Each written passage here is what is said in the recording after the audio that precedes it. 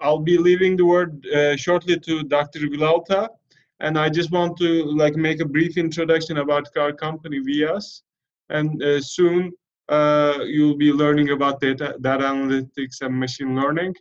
We are a Dassault Systems partner, and we sell Abacus, CATIA, and Delmia brands. And we also provide engineering consultancy, software automation, and customization services. Our team has multiple industry experience, and we can also help you with your engineering problems, and we can also support you if you need any engineering services. We also provide additive manufacturing and simulation services. And one thing that we and the major point of this webinar is our data analytics capabilities. And Dr. Vilalta will introduce himself shortly and talk about them. So thanks very much for your participation. And after the webinar, we will also share with you a recording of this webinar. So thank you all for coming by, and I'll leave the word to Dr. Vilalta.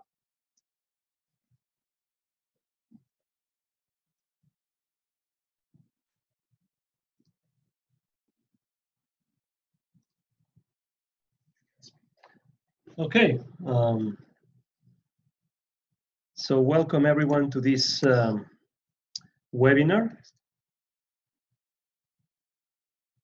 on data analytics and machine learning. I'm assuming you, have been caught on this wave, this emergent interest in this,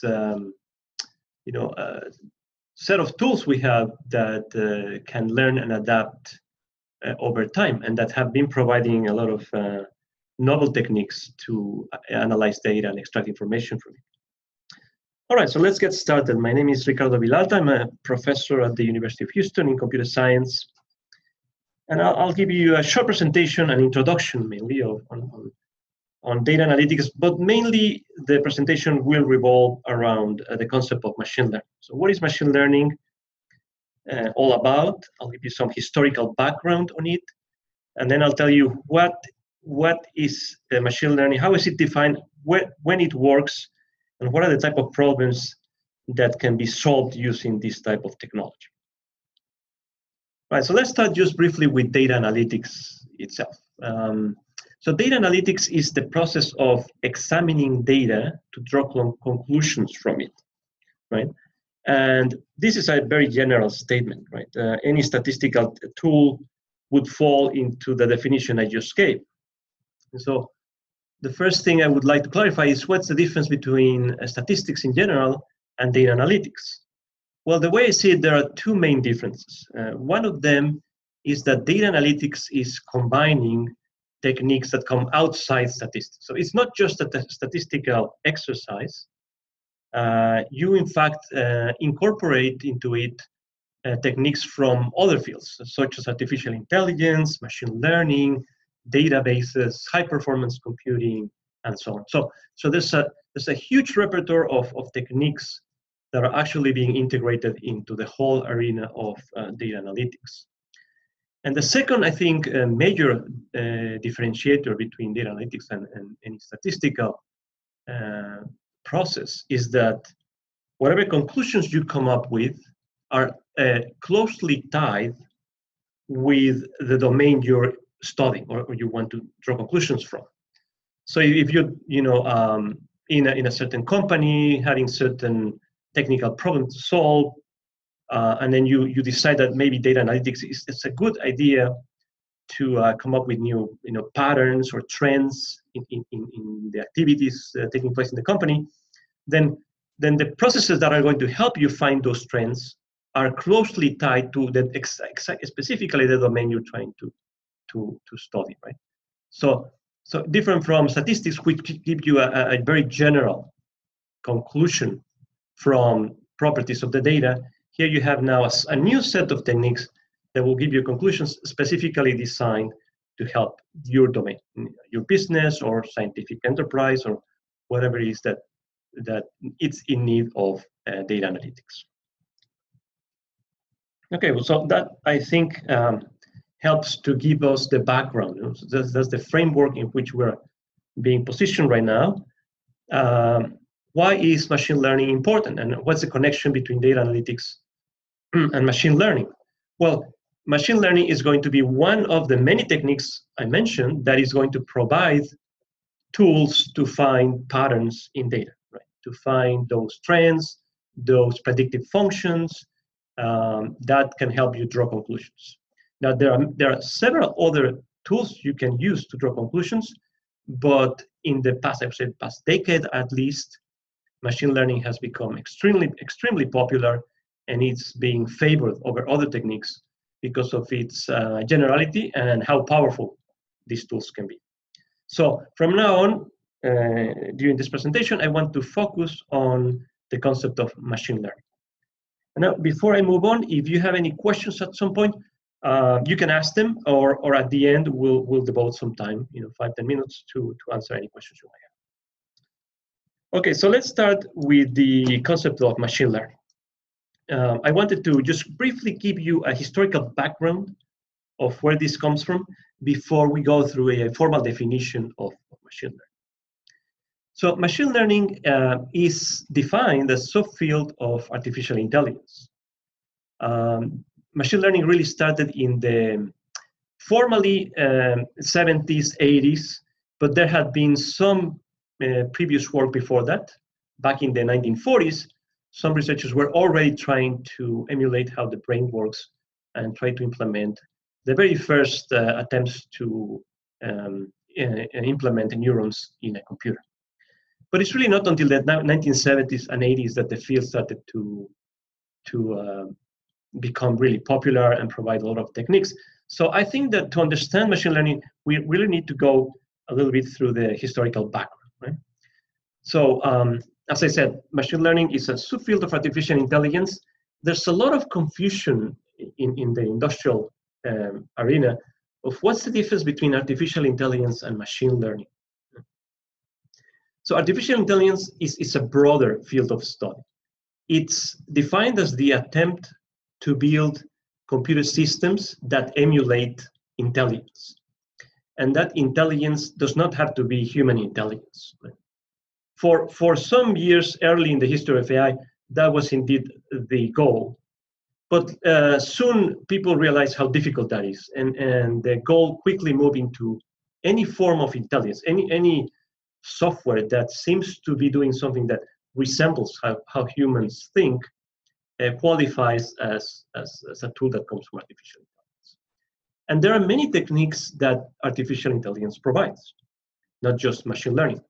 One of the early topics tackled by researchers in artificial intelligence had to do with search. So there was a lot of, and it's still an active area of research, how can we come up with search techniques that can find a solution in a very efficient way in a huge space of possible candidate solutions, right? And many techniques that use domain knowledge, heuristics, and so on came from these early stages of the field of artificial intelligence. And just to give you an idea, artificial intelligence was originally coined the term in 1956. So 1956 was really the beginning of the field. It was not until the 70s or 80s that machine learning started to appear. Right? So there was a lap of about 10, 15 years that elapsed before machine learning really came into being. Other fields in artificial intelligence that are different from machine learning are planning, computer systems that plan how to order a sequence of steps so as to accomplish a certain goal. Think about airports trying to schedule all the flights and the location of the planes and so on.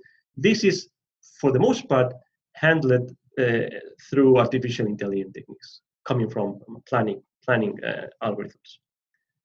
There's also work on how to represent knowledge. This is a huge area of research that's received a lot of attention in the past 2 decades.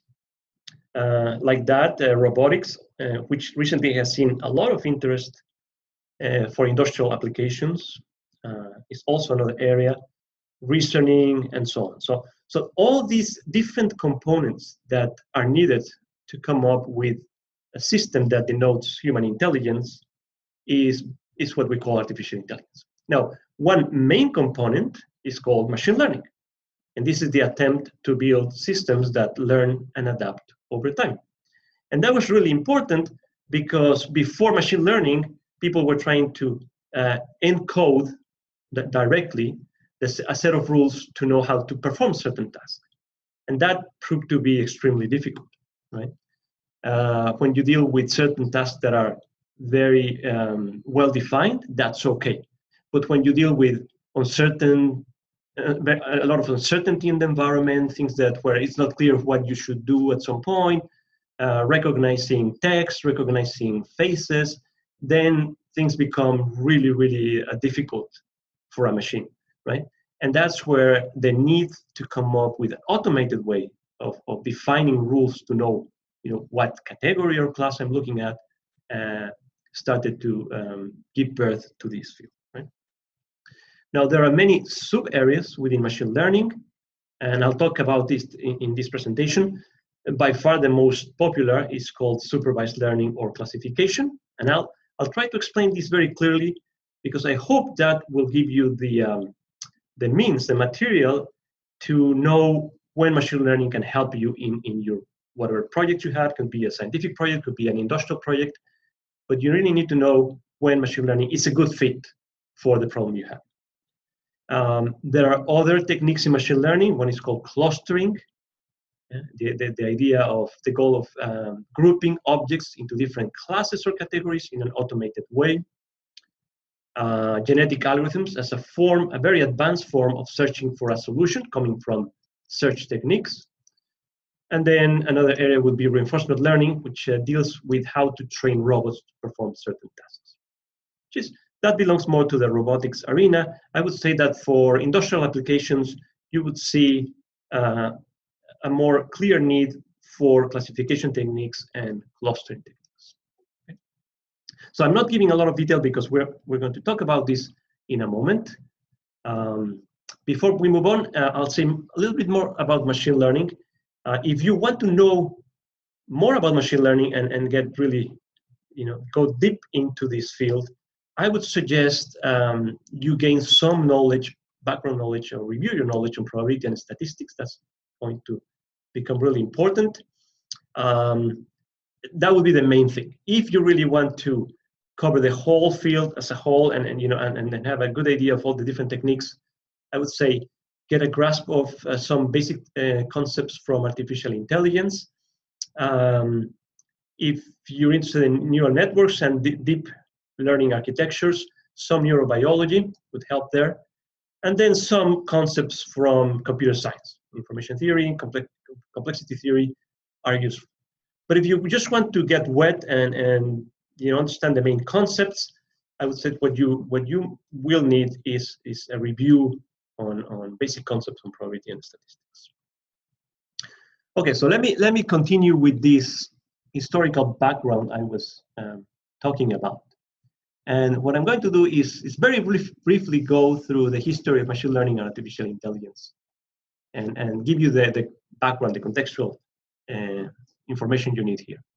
So back in the 1940s, right, during the Second World War, some pioneers started to explore how to build neurons in a computer, right?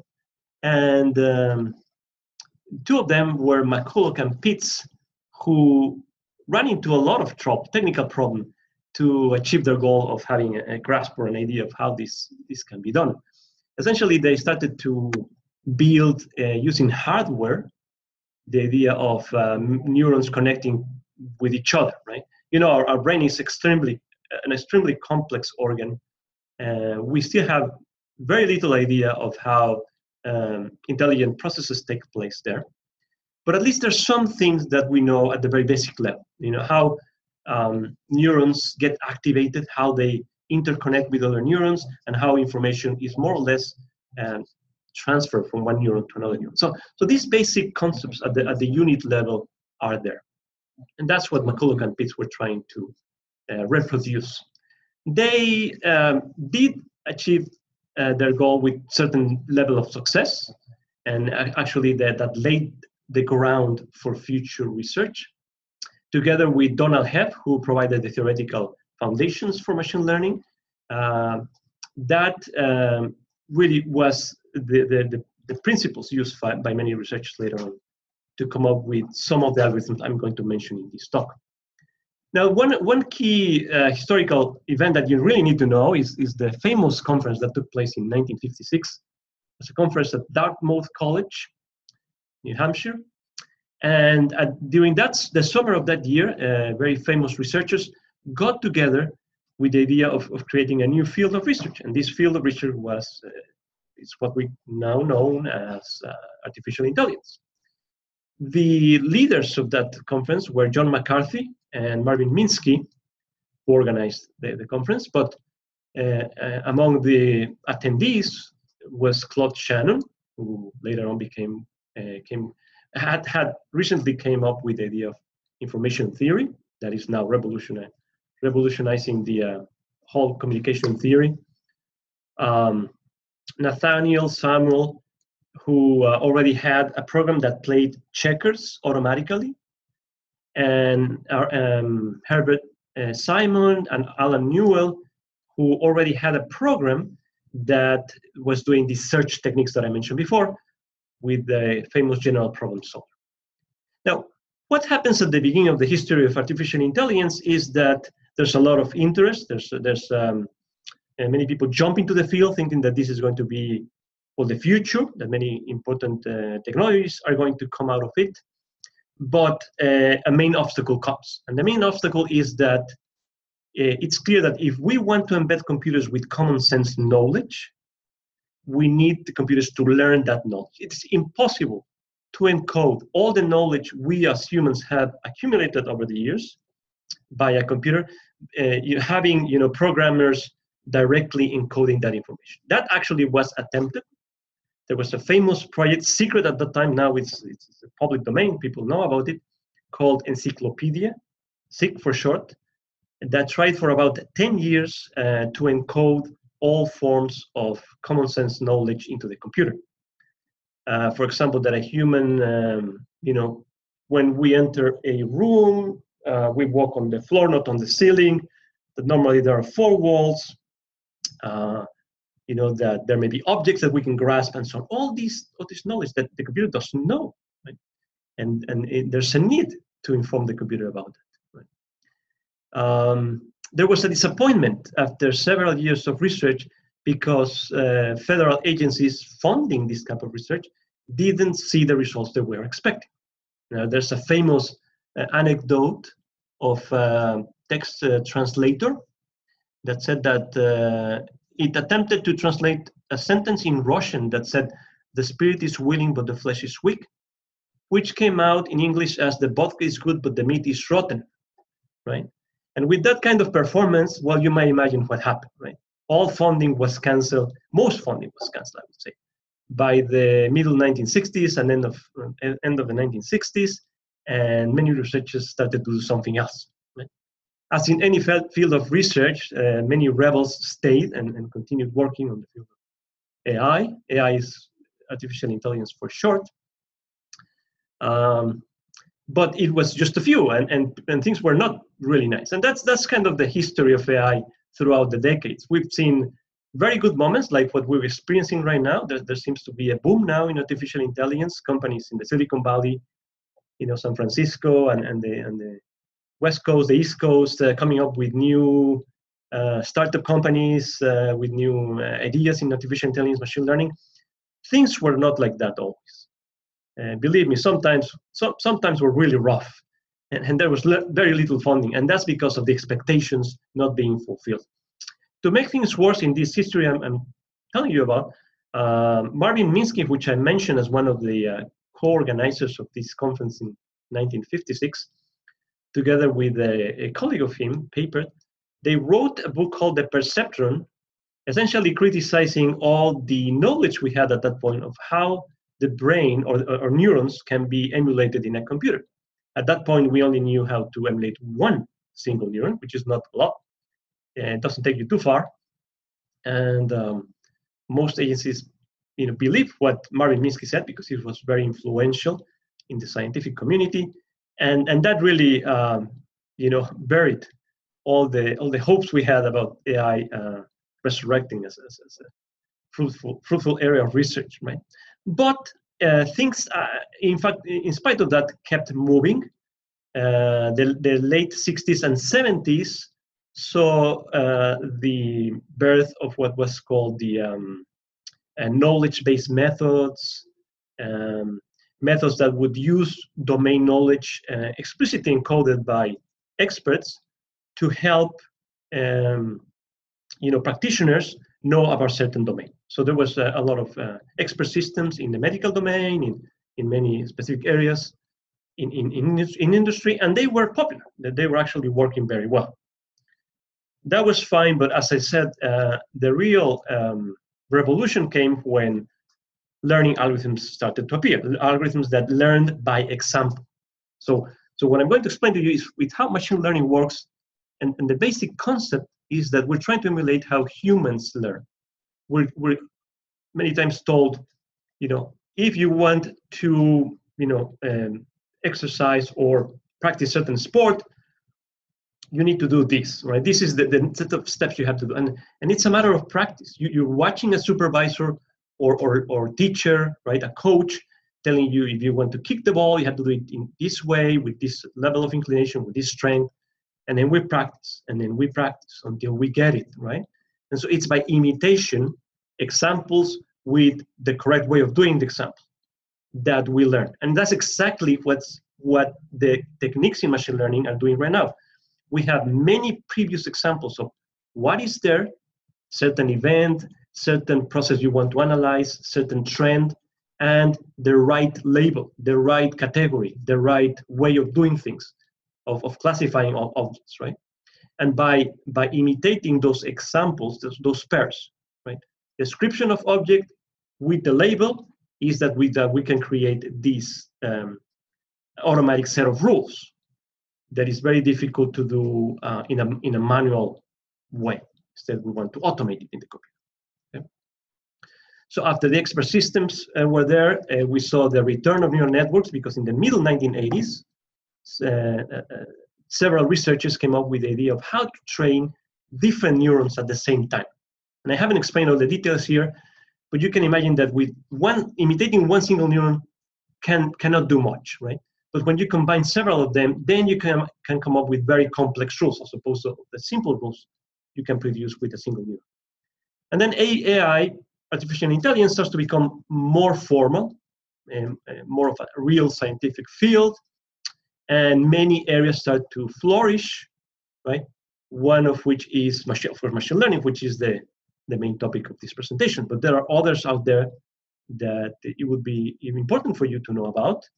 One of them is data mining, and I'll just briefly mention about it. There's also Bayesian networks. It's a nice way of dealing with probabilities, how to assign probabilities to events. A lot of recent interest in robotics and computer vision, to just name a few of them.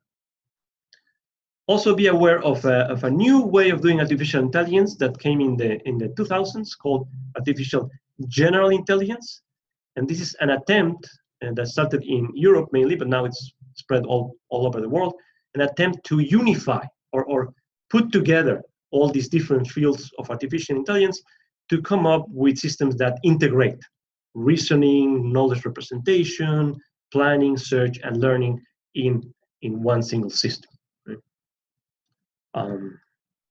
Okay, so now we're ready to jump into the next topic. The next question is, what is machine learning? I hope that should be easier to understand by now. So machine learning is that subfield of artificial intelligence that studies how to make computers learn or adapt over time. Right? We want the computer to improve its performance on certain tasks by experience, by imitation, by having a history of previous events that we can learn from. If we don't have that experience, there's no way we can teach the computer to do that. That's the first lesson you have to get from today's presentation. The second is, you cannot expect the computer to do very well if among the examples you gave the computer, there were very few of them. You didn't have those that are really important, or some of them didn't show up in your experience. And so when the computer faces that new event that was not trained with, the performance can be poor, right? Because it was never trained with that experience. Right. Okay, so what are the different elements we need to build a machine learning system?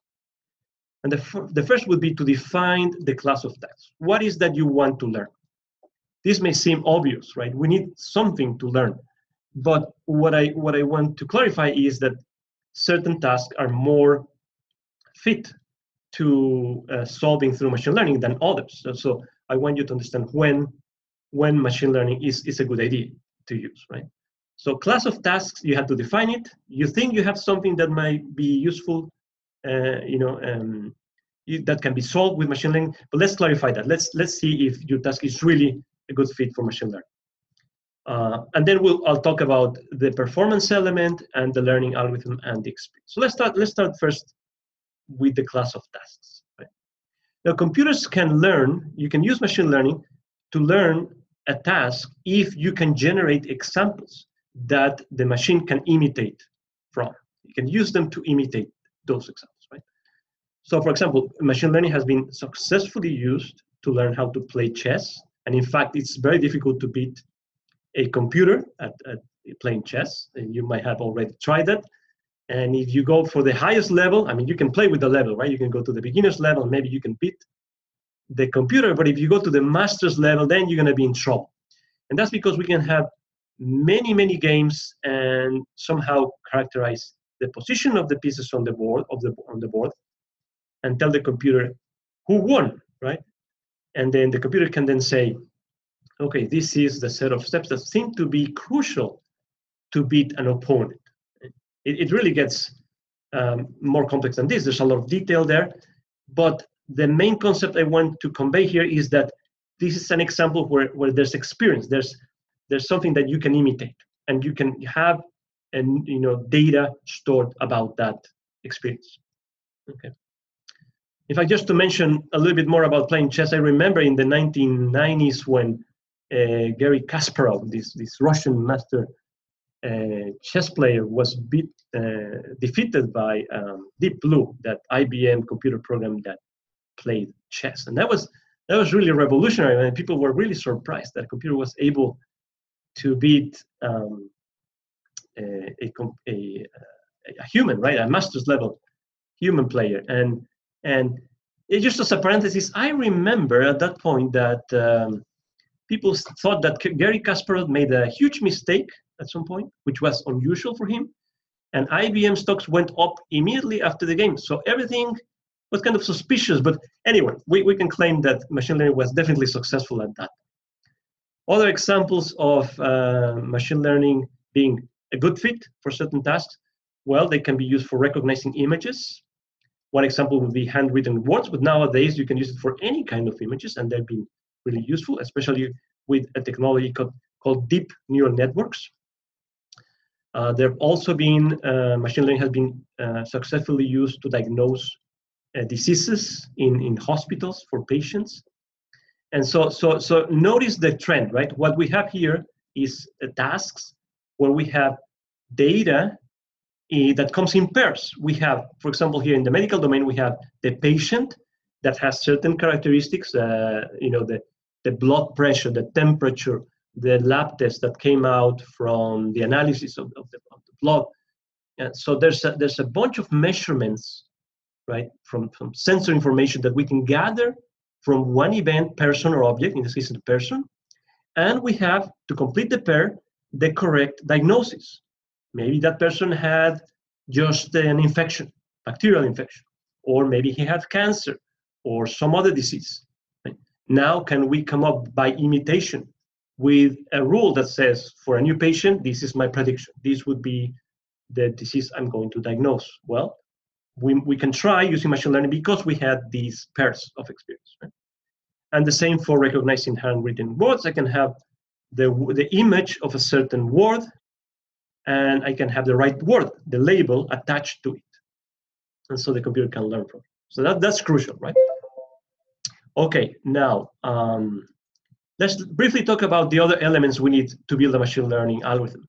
We need performance element. We need to know if we're doing well or not, so that the machine can adjust its rules and come up with a very high quality set of rules, right? Performance is normally measured by how accurate you are. How many times did you diagnose the right disease for certain patients? And if you're not doing that right, then you should improve your rules, correct it, adjust them, okay? And then finally, we have the experience, right? The experience would be this data set of pairs of examples characterizing objects, events, or persons, together with the right label or category assigned to it, right? Let's go through some examples. In the case of the handwritten image recognition, right?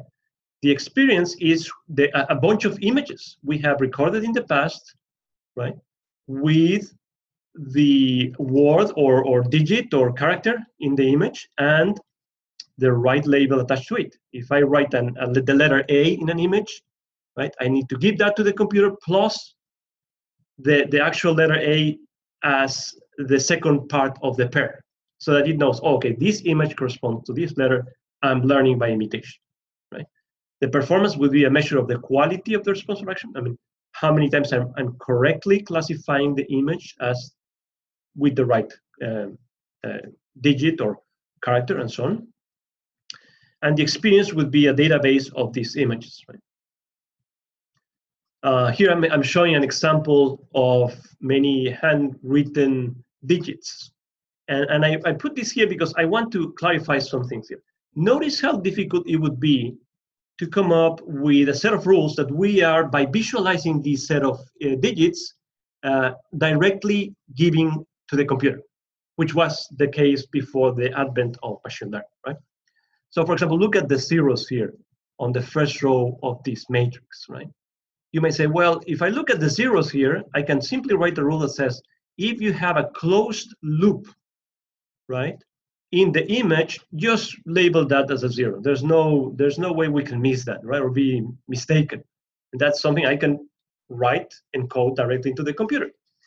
But alas, right, that, like everything, there's always an exception. And here comes one example where the loop is not closed. And say, well, I made a mistake. Let's suppose that it's almost closed. And there's a loop that is almost closed. And someone might ask, well, but can you specify exactly how closed the loop is? I mean, do you want to open it more or less? And that's where we run into trouble. That's where machine learning is really useful. This set of rules that say this is a 0, this is a 1, this is a 2, are going to be produced automatically, right? By giving just examples and letting the computer learn by imitation, right? Same with the other digits. And some people get confused, the 3 with the 8, right? Some people write it very poorly. And so you might say, well, when is it a 3 and where is it? When do I say it's a 3 and when it's an 8? I'm not sure. And so on, right? For example, here, this could be considered for some as a 1 or a 7. It's not clear. Well, let the computer do it. We want to get rid of that burden and have it automated, right? Okay, so those are the kind of the external elements we need for a computer to implement a machine learning algorithm. And then we need the algorithm itself. Let me tell you more about it. What are the different types of machine learning algorithms out there? Well, you'll see what is called supervised learning, and this is very easy to understand for you now. This is where you have examples of objects or events, let me call that X, that have been characterized by certain measurements or sensors, right? For example, the patients in a hospital, each person or patient has a certain measurement, a temperature, blood pressure, blood test, and so on. And the other element is the right disease. Let me call that Y, right? This would be the class, right? And the other one will be the measurements for the certain object. If you have many of these, then you have what is called supervised learning, and supervised learning task, right? And it's called supervised because we have the Y element. This is the class provided by a supervisor or a teacher. Right? So we're teaching the computer to imitate how to associate elements, objects, events, persons with the right class. You also see, and this is by far the most popular topic in machine learning, you'll see a lot of algorithms that belong to this area.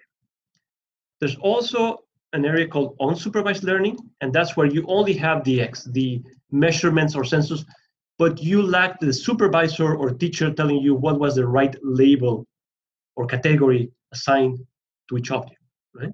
And in that case, you want the computer to automatically produce those classes. It's a more difficult task, but it's used very frequently, very often, right? And that could be useful. For example, in the case of the medical domain, you can have many patients, but you don't have the doctor coming to diagnose correctly the patients. But you notice that maybe some of them, let's say 50 or 60 of them, seem to be grouping in the same cluster because all of them have very similar properties or characteristics. All of them have about the same temperature, the same results from the laboratory, and so the computer decides to group them into one category.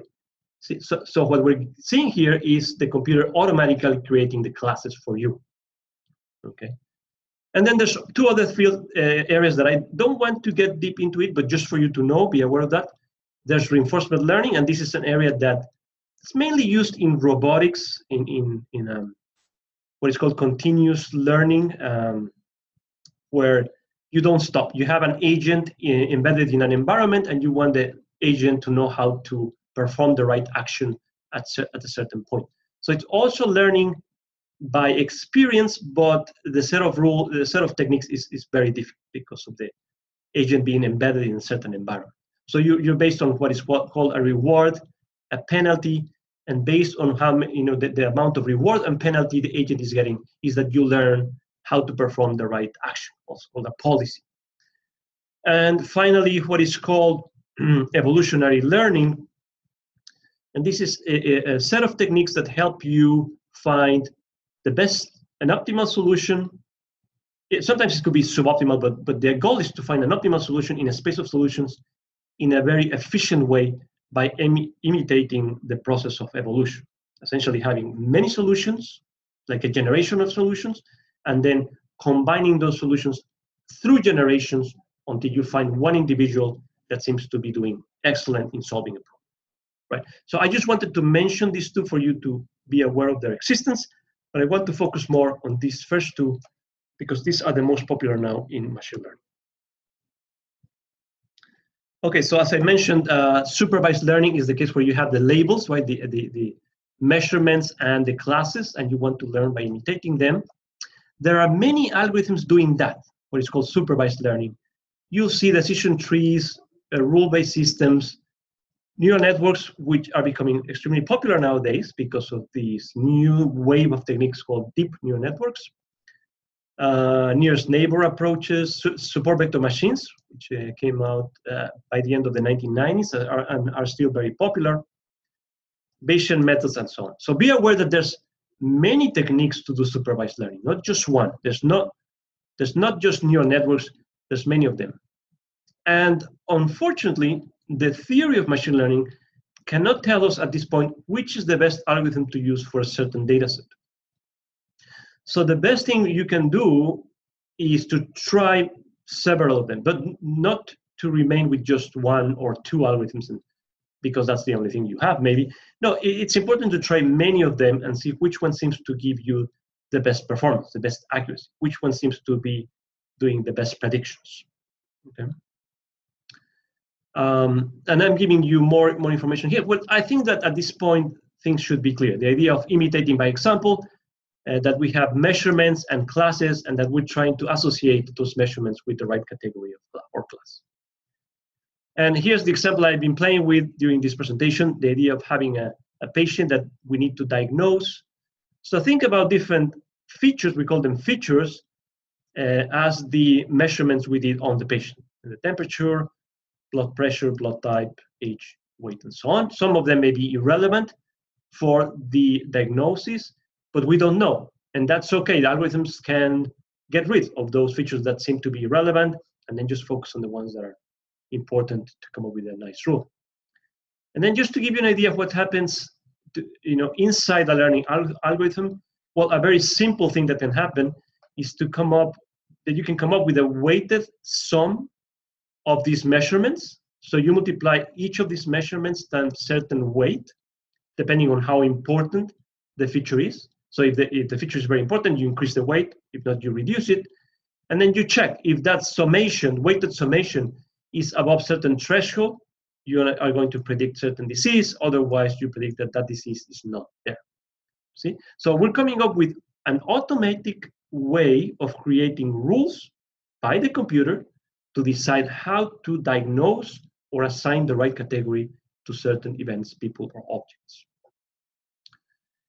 Now, by far the most popular technique now, it's neural networks. I don't want to get deep into neural networks because this is just an introduction to machine learning. But just briefly, the idea of neural networks is very interesting. And the reason why neural networks have been so successful is because they play with the idea of partial concepts. So when you're trying to, for example, predict the right diagnosis for a certain patient, you might need to look, yes, at the measurements done on the patient at the very low level.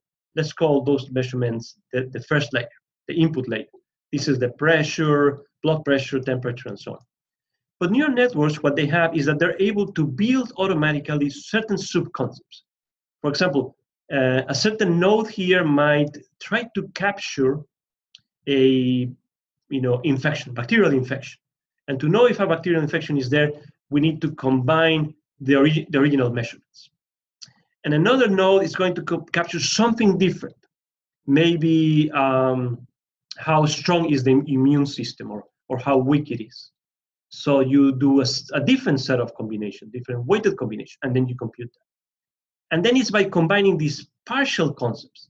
Is the patient suffering from an infection, which you didn't know from the beginning? You only had the very basic features provided by the lab test and the nurse making those measurements. If he has an infection and he has a weak immune system and so on, then you can come up at the top layer with the final disease, right?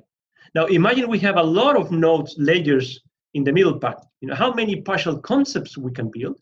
That makes it a very robust and very powerful technique because you're incrementally, in a hierarchical way, building more and more and more important high-level concepts. And that's really the strength that lies behind neural networks, especially the recent family of what is called deep learning networks.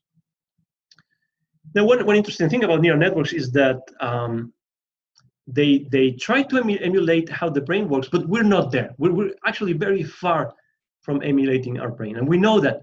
And one of the key elements we know is there that we're missing in the computer implementation is that massively parallel way of processing information by our brain.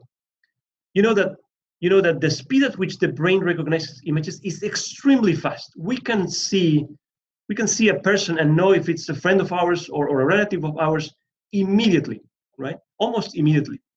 Whereas a computer is having a hard time coming up with the right category. We also know that the brain has many neurons in it, billions. And in a small portion the size of a grain of rice, you'll see about 10,000 neurons stored there in the brain. And among those 10,000, if you just grasp one neuron, you see that neuron is connected to about 6,000 neurons around it. So the amount of connectivity in the brain is just amazing. That's stuff. It's just incredible. And so when we can come up with computers that have that level of connectivity, of parallelism, then is that we expect to see much more progress in the field of AI and machine learning. Okay, let me start going a little bit faster because I think we're getting close to the end of the presentation. I mentioned about unsupervised learning, the case where you don't have a class or a supervisor providing to you the right categories. And in that case, we want to group the objects, persons, events we have into different categories and claim that's the output, right? The idea of having new categories by its own, right? I learned that in the 1990s, a researcher in machine learning analyzed a database of stars, and the clustering algorithm he used came up with 7 stars, 7 families of stars or groups of stars. Now the researcher went to the astronomers and said, you know what, I found 7 groups of stars. And the astronomer said, well, that's very good because we know at least for sure that there are 6. And in the textbooks, there are 6 types of stars. So let's see what you found. And then they found that 6 of the already known classes were matching the clusters found by the researcher. But they didn't have a match for the last one, the 7th one. And the machine learning researcher said, well, the data says this is different from the other ones. And to make the story short, the astronomer said, well, there are now 7 classes of stars. So thank you very much, right? So think about the impact that this technique can have if the goal is to have an automated way of coming up with classes. Now, I mentioned about reinforcement learning. This is different from the other two because here we have an agent, an intelligent agent, interacting with the environment, having rewards or penalties. And then I also mentioned the idea of evolutionary learning, where we're evolving a generation of solutions until we have one that seems to be the best. I'm going to go a little bit fast because I already mentioned this. Now, what is the difference between data mining and machine learning, which I think is also important for you to know? Well, data mining came from the area of databases. And the idea was to come up with techniques to find useful pieces of information in massive amounts of data. Right? That was the goal. Different from machine learning that came from AI, artificial intelligence, with the idea of learning and adapting over time, having these algorithms that do that. At some point, data mining, as you transform and pre-process the data, needs certain techniques to find patterns, to find trends, to find rules. And that's where machine learning has been feeding, right, these techniques from data mining to provide the patterns. But that's the only place really where you see machine learning playing a role. And then data mining takes over those patterns and then tries to correlate those patterns with the actual domain of study, right? What do they mean? What would be the usefulness of those patterns and so on. Where can machine learning be applied? Well, I'm sure you're familiar now with the idea of the driverless car, cars that drive by themselves. This was a piece of research that started back in the 1980s, 1989 to be precise, at Carnegie Mellon. And these researchers put a camera in front of the car connected to a neural network. And essentially, they tried to match, right, the images of the highway with the right category. And the category was the degree to which you have to rotate the steering wheel. So you have an image like this, maybe, right, where the road starts to bend to the right. And then as the driver is moving the steering wheel, that information goes to the computer, which makes the pair that I mentioned about. You have the image, that's the first element of the pair. The second element of the pair is the category, how much I have to rotate the steering wheel. And they claim, these researchers, that they were able to drive the car by itself for about an hour at 70 miles per hour on that first trial. And that's something you might believe because this was the Midwest and everything is flat there, so not too many obstacles. But what happened, at some point, the car found a fork, the highway split into two, and the car went straight, and they had to put the brakes. And that's the example I was mentioning, that you cannot expect the computer to do well if it hasn't seen examples where that you didn't add those examples to the training set, right? Because that was completely new. It never trained with that. But there was no problem. At the end of the story, it's a happy one. They put the brakes and no one got injured. Okay, so we have this class of tasks where we want to learn to drive on highways. And we have a set of images, right, associated with the right class label. And the performance model was how accurate we were in classifying this correctly. This then evolved. The military liked the idea, offered a prize of a $2 million prize for the first vehicle who could drive by itself from certain place in the West Coast in California all the way to the desert of Nevada. And I believe at that point, Stanford University came up with a car that won that prize. And you know the story by now, Google is going to sell, or is already selling, its driverless car. It's also been very important in astronomy, learning to classify stars or galaxies automatically from millions of images, right? You see applications in biotechnology, predicting also when a computer node is going to fail in large networks or critical applications like banking applications, predicting when to assign credit or not to a person or financial institution, recognizing images, handwritten images, for example, classifying documents correctly. It's also very, very useful. I think a lot of people are interested more in real applications in industrial applications like oil and gas, medical domain, and so on. So I came up with a few slides on that area. What are the applications out there? And you'll see machine learning now being used to automatically detect geological bodies on seismic data. This is still kind of at the research level, but it's starting to become, something that you'll see people selling now. Hardware that it's giving a seismic cube, right? This is information and signals, acoustic signals coming from the subsea, right? And then analyzing that and then exploiting what an expert has told us before, where the salt body is, where the sediments are, where the oil is, and then learning from that experience to come up with an automatic way to interpret these seismic cubes.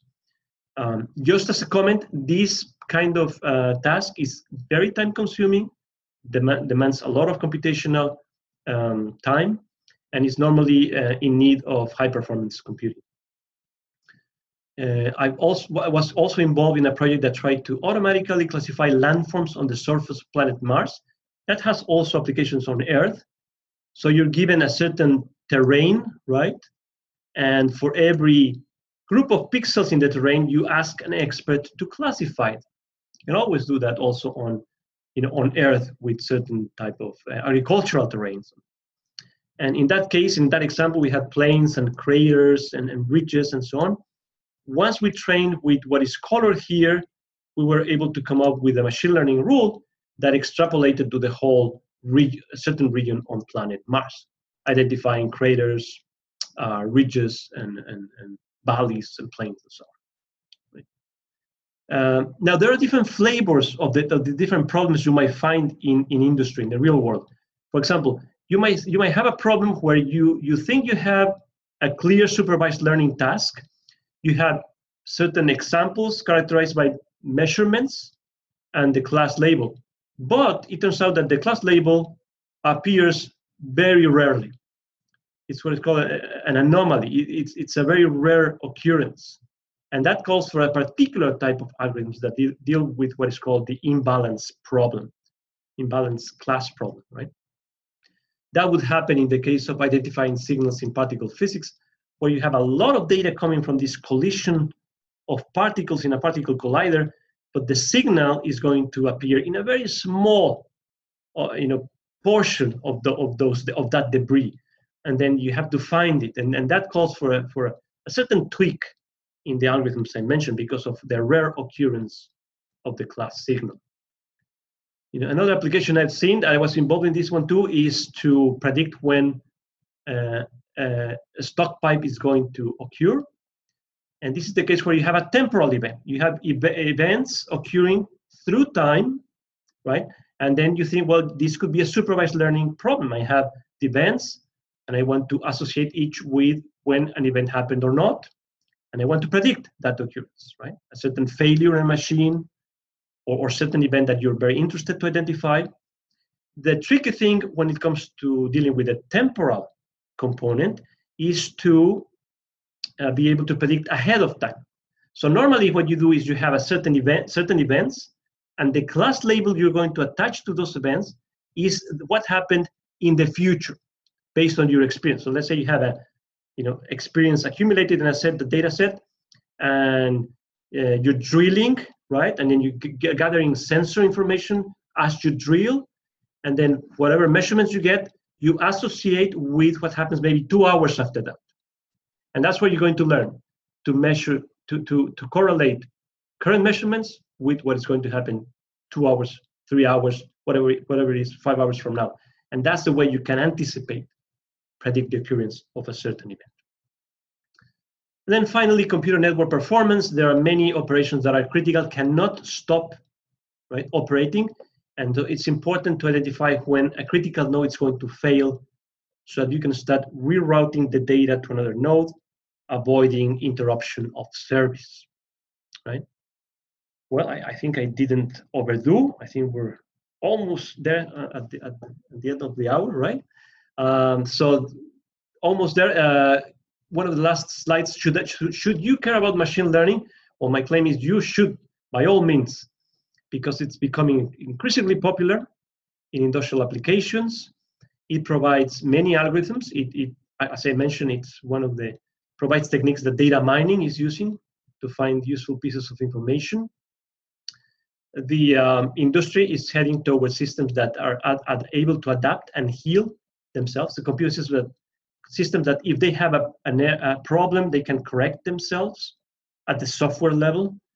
Oil and gas industry is now focusing on data analytics as a game changer to these pattern recognition engines. NASA and military agencies are looking for robotic applications that can work autonomously in any environment. And the medical industry is also very interested in coming up with these automated ways of diagnosing diseases. Right? Well, this ends my presentation today. I just want to mention that there's a set of courses that will be offered next week and in the following weeks, 2 full-day courses in case you're interested to know more about these. So on the top, I'm showing you the link. You can go there to register for these courses. The first one is on data analytics and machine learning on July 20 and 21st. Then we have one on deep learning on August 3rd and 4th, and then one on programming with Python on August 17 and 18. Okay, good. Well, I think that's it. Let's move now and see if there are any questions. Right? Thank you, Ricardo, for the great presentation. It was very good showing all the applications and what is the data machine learning. Also, just to mention that we also have a following webinar regarding the new revolution of deep learning that is going to be next week in July 19. So actually we will send a copy and a recording of the webinar, and we will send the link for if you are interested in this webinar. If you have any question, you can just type it on the chat, or there is a Q&A button, so you can feel free to ask questions. We can maybe a few minutes more and we can close it out.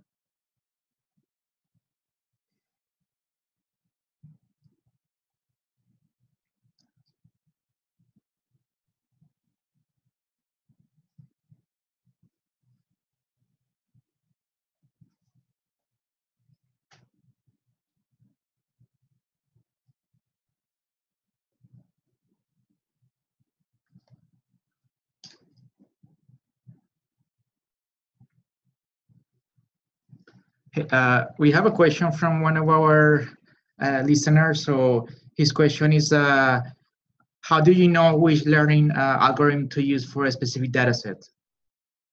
Right, that's a good question. How do you know which algorithm to use if you have certain tasks? And what I mentioned is there's no rule really, no theory yet in machine learning that helps us with that type of problem. So what I would recommend is not to get stuck with just one technique, maybe neural networks or decision trees or whatever it is.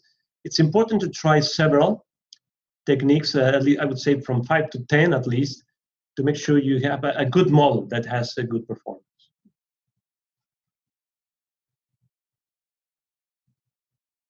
Right, any other questions?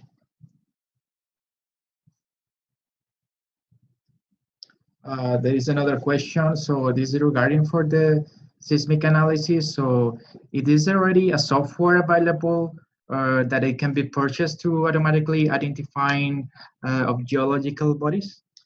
Okay, so when it comes to seismic data, I'm not the expert, but from what I've seen, this is still at the research level. So there are groups coming up with their own software to automatically, using machine learning, identify geological bodies. I'm assuming that in the next years we'll see those softwares coming up, and you know, so that you can buy them, right, and use them to interpret, to do the interpretation, and to help geophysicists. It's more like helping geophysicists to do the right interpretation. But I think at this point it's at the very research level. I don't think it's something you can go out and buy. There is another question here. There is any of the shelf tools available for machine learning? Oh yes, that's a good question. There are many off-the-shelf tools that you can use. I would say start with Weka. Weka, spelled W-E-K-A. It's a very simple tool that helps people understand all these concepts I mentioned. It was created in New Zealand and it's for free. You can download it for free on your computer. There's also a software called scikit-learn that is becoming very popular in Python. Also relatively simple to use. And if you know how to program in R, R has several toolboxes that have machine learning and deep learning already implemented. I would say the same applies to MATLAB if you know MATLAB. But if you're really just starting, go to Weka, W-E-K-A, or to scikit-learn and start using those packages. They're for free and they come with a tutorial. Thank you. There is another one. I think he's asking, you use data science in aerospace engineering? I guess data analytics in aerospace engineering? Right. That's a good question. That's a tough question. I haven't seen much of machine learning in aerospace engineering. So I cannot say much about it. I would say what it's probably out there is it's a very direct application of the supervised or unsupervised learning approach, but nothing really that has been specialized to aerospace engineering. I think that at this point, the whole area of aerospace engineering is starting to open their eyes to the huge potential behind machine learning. And we'll see, I have no doubt, specialized tools. But at this point, I think it's very straightforward. It's whatever the open, off-the-shelf toolboxes can do.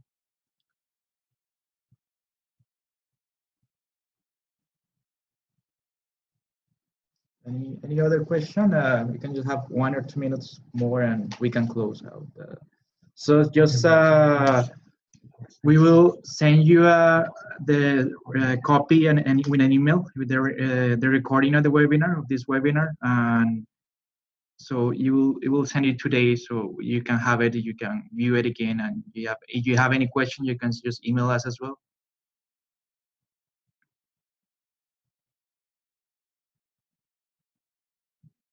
All right. Okay. So thank you everyone for joining for our webinar today. So as mentioned, we will send the recording of the webinar. Thank you, Ricardo, for the presentation. And so see you next time. So we will have a webinar next week for the new revolution of deep learning. Thank you so much.